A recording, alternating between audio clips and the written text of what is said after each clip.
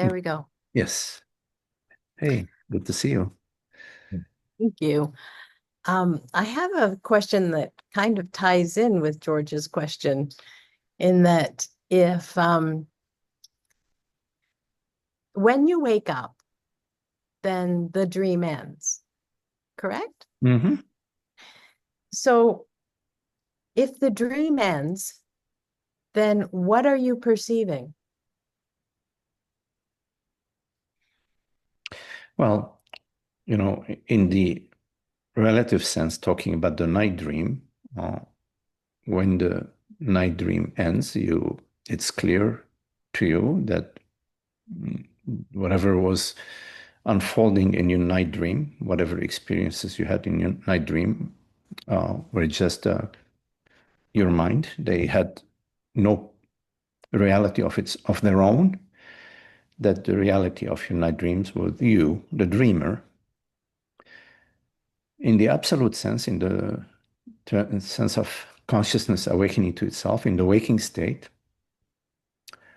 Once you awaken to the understanding that you are this formless presence and there is only one reality, which is the reality of consciousness, what happens is that the thorn of ignorance is removed from the body mind. In other words, suffering is no longer on board.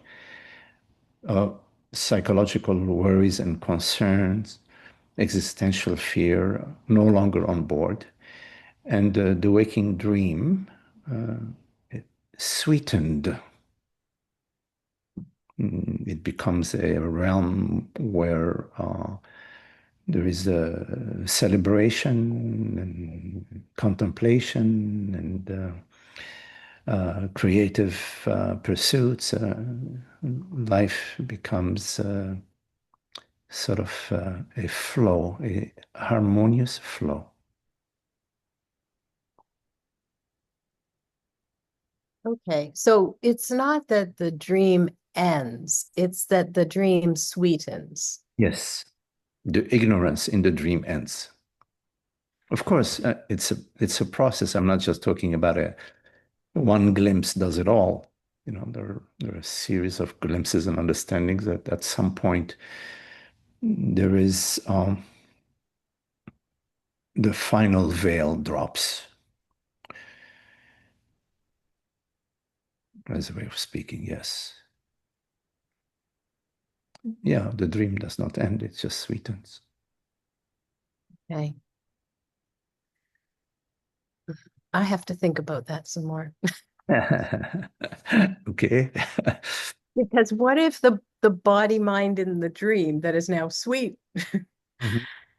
um experiences something um that's what you would consider suffering, then but you don't perceive it. Like, how does that perception change into celebration from suffering?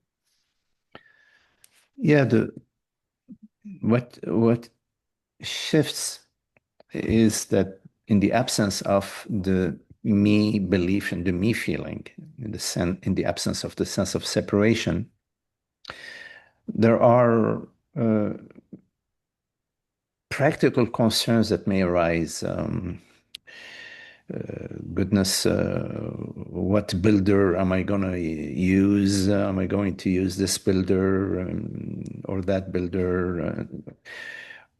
Situations may arise with your car, situations may arise with your body. There may be some concerns, practical, concerns that arise.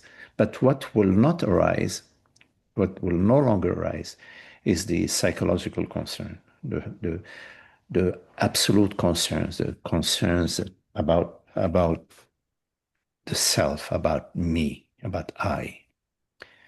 So there's a distinction between the body-mind organism, you know, the home, the car, the life, the waking dream. There is a distinction between that and I.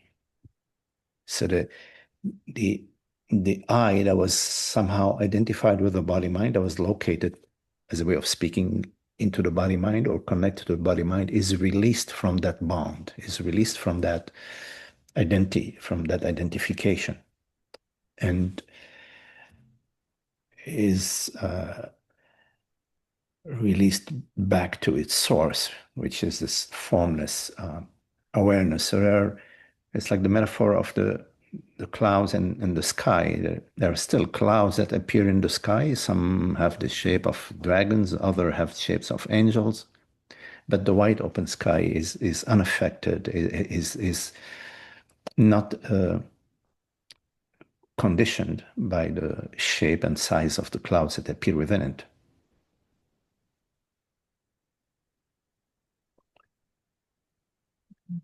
Thank you. That makes sense? Yeah, that makes sense. Now I'll think about that. Yeah. The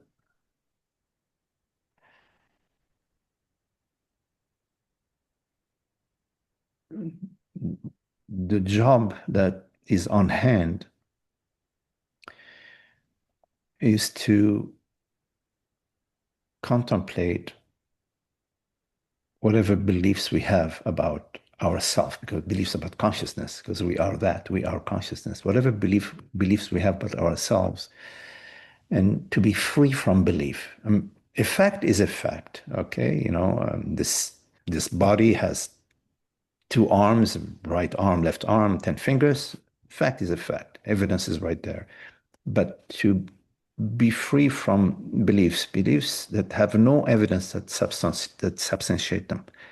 Because if there is evidence for a belief, it's no longer a belief, it's a fact, right? So to clear our body mind from beliefs about I, mainly, because this is really what we're talking about consciousness, the beliefs about the self. We have a tendency when we refer to I, we say I, joy, or I, Megdi, I, the body. So it's like we start with the assumption, which is unexamined, but we're raised with it, that I refers to the body, mind, Megdi. We're not raised to understand that I refers to awareness. And of course, that's what we speak about in these meetings, but I'm talking in society at large. I refers to the mind in the society at large. And this is what we question. The mind appears to you, you being this invisible, formless, borderless awareness. The mind, meaning thoughts, perceptions, sensations, appear to you. So how could you be something which appears to you? If you perceive a mountain, the mountain, the image, the perception appears to you. You are not the mountain. So that's the path of inquiry, which Atmananda Menon refers to as a higher reasoning.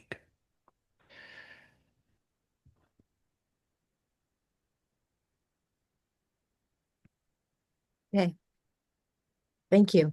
Okay, Joy. Good to see you. Good to be here. Any questions? Oh, Maria. Hello, Maria. Hi, Magdi. Hello, everyone. Magdi, in relation to emotions, you mentioned that sensation